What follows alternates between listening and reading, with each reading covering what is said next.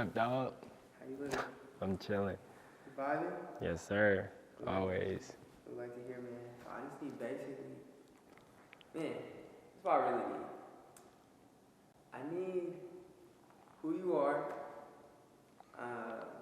what you do, and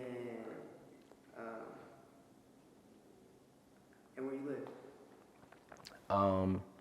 My name is Davies Nicola. I'm a model slash music artist. Honestly, music artist first slash model. Born and raised in West Africa, and currently I stay in LA. There we go, man. From being from West Africa to here, man, that's probably a journey within itself. Right.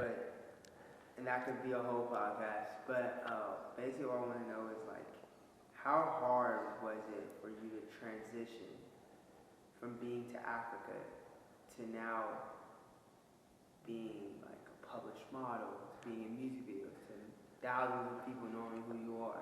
Mm-hmm. How is the transition from a boy who's raised in Africa to what he's doing now? It's for sure a crazy transition, just, being raised somewhere where, like, the things that I'm doing now, people think, like, oh, those are, like, really big things, but actually when you get here, it's like, oh, it's kind of like, of course, like, it's a pat on the back, like, you've come a long way, you know what I'm saying? But that was always the dream, like, seeing people modeling and seeing music videos and just looking at that and being like, wow, I want to do that one day, you know what I'm saying? Actually being here, I'm very proud of myself, of course, but couldn't have done it without my mother, a black woman that I saw go above and beyond, work crazy hours just to make sure we had food on the plate, and just her, of course, my father also, a black man, always telling me, like, you could be anything you want. But I feel like I got that more from my mom, seeing my mom struggle and trying to, like, raise me and my sister. Okay, so, like, you're from Africa. Right. So, like, and your mom didn't come with you to America. Right. So, being from Africa and seeing how much the foundation she created for you, like, touch on how much, like, that small amount of time in person, how much that impacted you. Like, being by myself, moving here without her? Yes.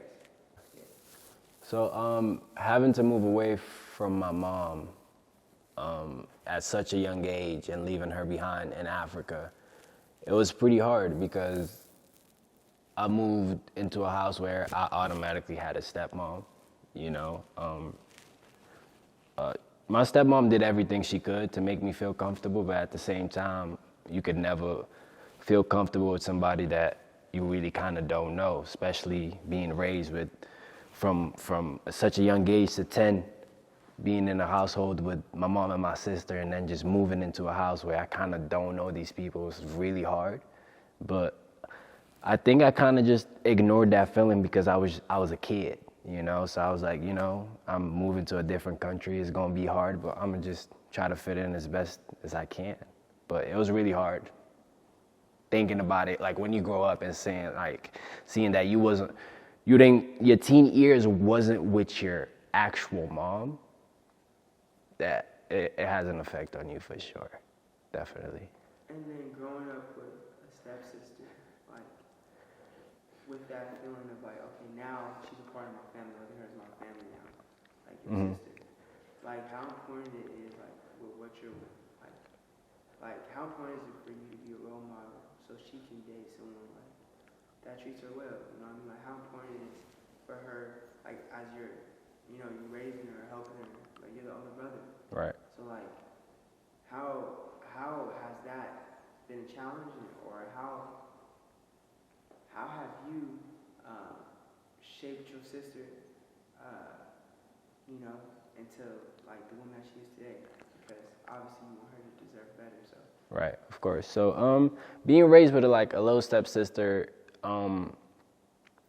in Africa, I was raised with all older sisters, so I kind of saw how they move, and as black women, how they were just like, oh no, I know what I deserve. You feel me? So coming here and meeting my younger stepsister, it was just like, okay, like, I gotta be an example for her, you know?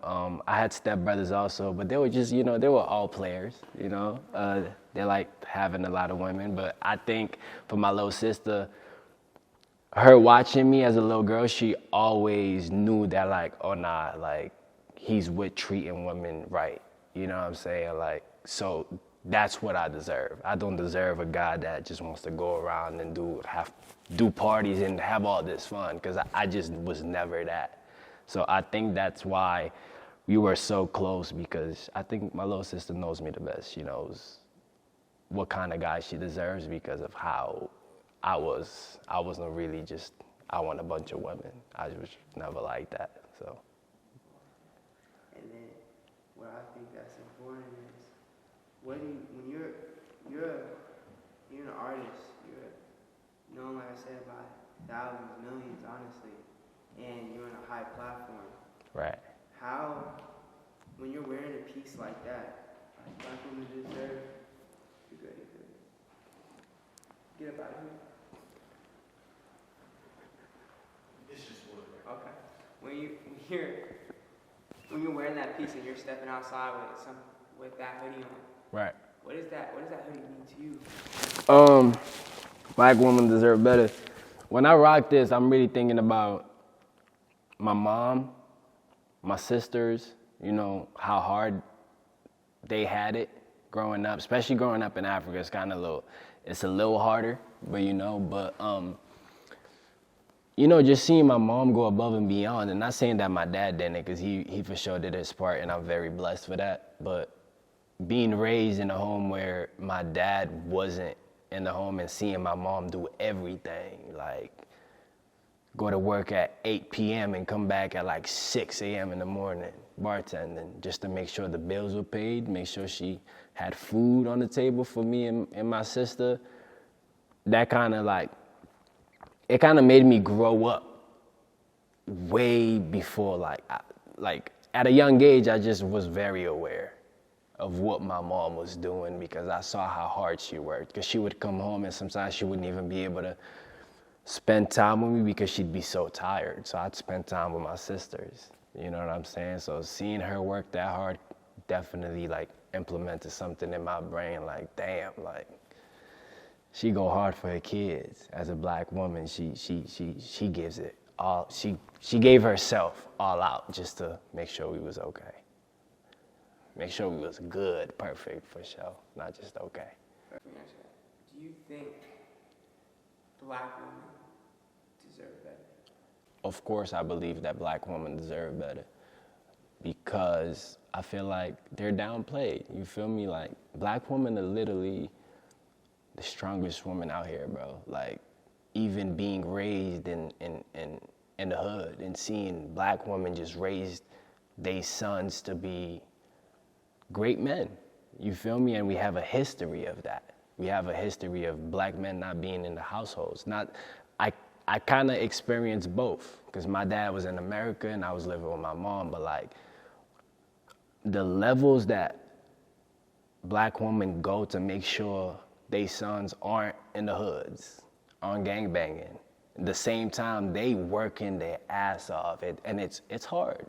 It's really hard, you know, to go to work and know you left your son at home and he could probably be hanging out on the block.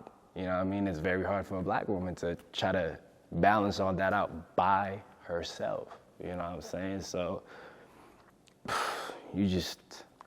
I just feel like black woman is just the strongest human being in the world. Just seeing how my mom did it. You know what I'm saying? I don't think I'd be able to do that. I think I would, but the way she did it was just like, her hustle was just different. Black woman hustle is just different. You feel me? Yeah. Ended like that. Perfect. That was a great ending, bro. Good shit, King.